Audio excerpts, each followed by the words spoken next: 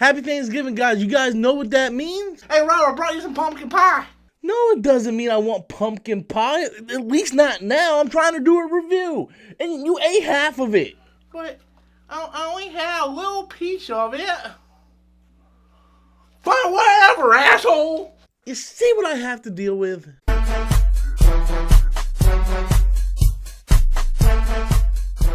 Hey everybody, welcome back to the channel once again. As always, I am Robert Storm. If you're finding me for the very first time, or you're a long-time viewer but not yet a subscriber, do me a big favor. Hit the like button in this video and subscribe to the channel. It will help me out a lot. So guys, it's Thanksgiving. You know what that means? I'm about to review Charlie's Angels. It's no lie, the movie didn't do well.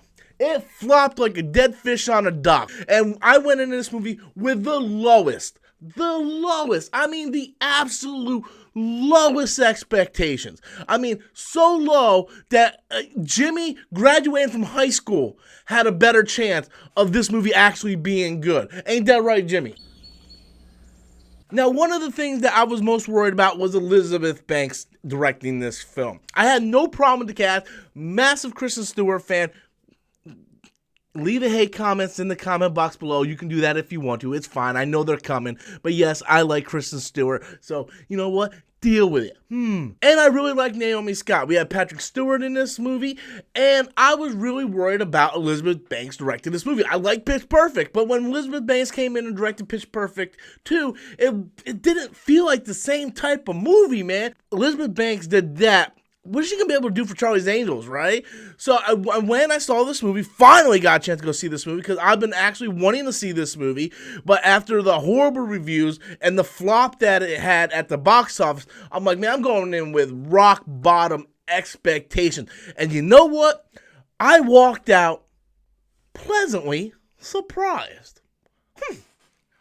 That's right, I actually walked out of this movie pleasantly surprised. Now, there was a rocky start, I gotta be honest with you. When the movie first opens up, we get the scene of Kristen Stewart on the balcony when she's saying women can do everything, and I'm like, oh no, they're going straight woke right away. First thing in the movie, they're going straight woke. Never go full woke. And then after that whole little action scene, they went to a montage, and it was just like all these girls standing up and doing stuff for some reason. It was completely out of context. It was like, who are these girls? Who's that little Indian girl? Why is that little Asian girl doing that? Hey, why is that white girl with that black girl? And like, I had no idea what the fuck was going on. It was like a 2-minute montage with no words, no credits, no nothing. It was just a montage of all these little girls and women and everybody just kind of like standing up. I thought I was watching Captain Marvel, where she just keeps standing up. I'm like, what the hell is going on? This isn't a good sign.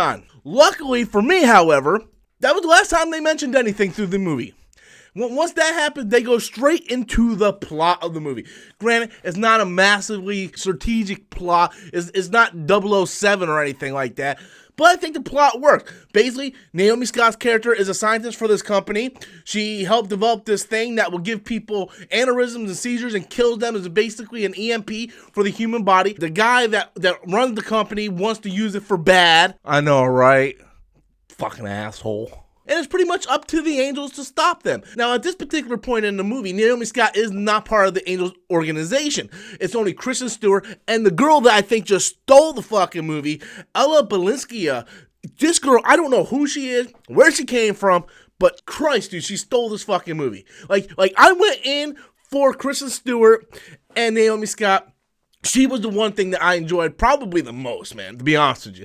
Naomi Scott really kind of felt like a background, character. She really didn't do anything. She was there to provide like the science exposition of what this thing does, and then she kind of gets slowly integrated into the organization as the tech girl, but she really doesn't do anything. She has like one action scene, and it's just like a rookie type of action scene where Kristen Stewart and Ella are doing all the main action scene. And I have to tell you, as much as I was thinking like Elizabeth Banks, I don't think she's a good choice for this.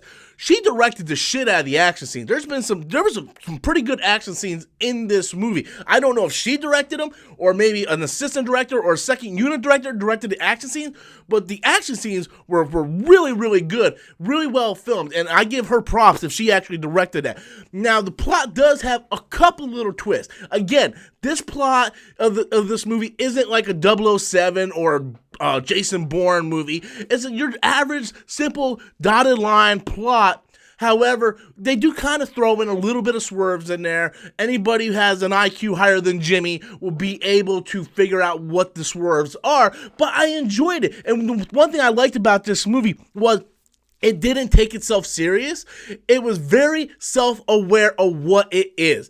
There is a scene at the end of this movie, okay, where Ella throws a guy off the balcony and he falls and gets impaled by this giant ice statue. And the one villain just out of nowhere in the middle of the party goes, "Why does this keep happening?" And then Ella's like, "Well, I see he got his point." I think the movie's very self-aware, and I walked out of it pleasantly surprised. So, yeah, everybody can start leaving hate comments in the comment box below. "Oh, you're fucking stupid. You go see this fucking shit, but you won't go see Dark Fate." Well, technically, both movies flopped.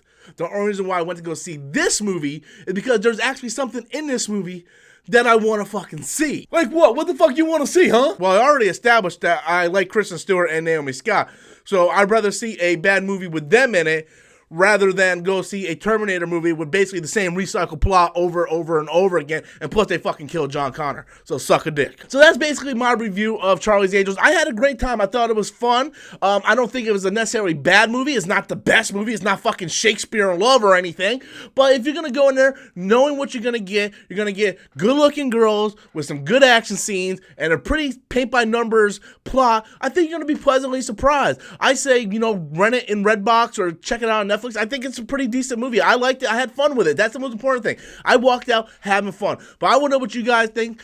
Be sure to leave your comments in the comment box below. Once again, guys, please hit that like and subscribe button. Until next time, as always, I'm Robert Storms, and that's my opinion.